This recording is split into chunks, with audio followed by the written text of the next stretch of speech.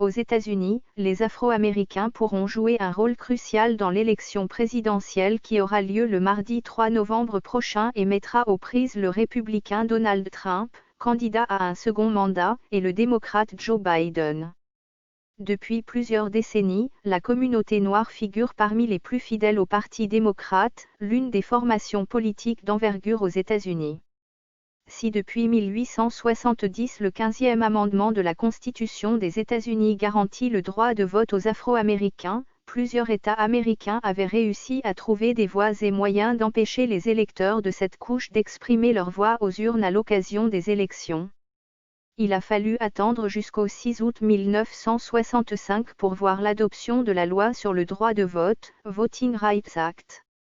Signée et approuvée par le président Lyndon Johnson, cette législation a proscrit des pratiques empêchant certains Afro-Américains de voter aux élections.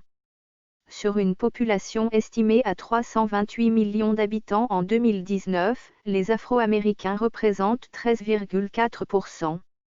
Alors que l'élection du 3 novembre approche à grands pas, de nombreux sondages ont montré que les électeurs noirs, environ 80%, estiment que Donald Trump est raciste.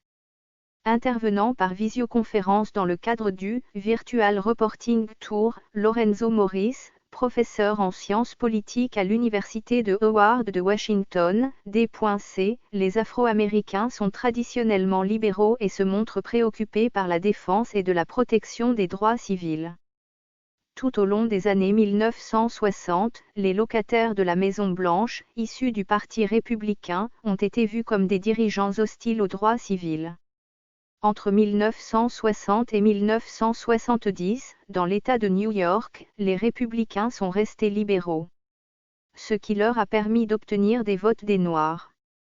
Dans l'histoire des élections américaines, de tous les présidents, depuis la Seconde Guerre mondiale, aucun démocrate, à l'exception de Lyndon B. Johnson, n'a remporté la présidence. En 2016, seuls 8% des électeurs afro-américains ont voté pour Donald Trump, selon des sondages sortis des urnes.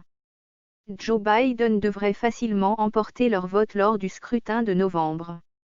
Mais son challenger n'a pas dit son dernier mot. Le locataire de la Maison-Blanche courtise de plus en plus la communauté noire pour renouveler son bail.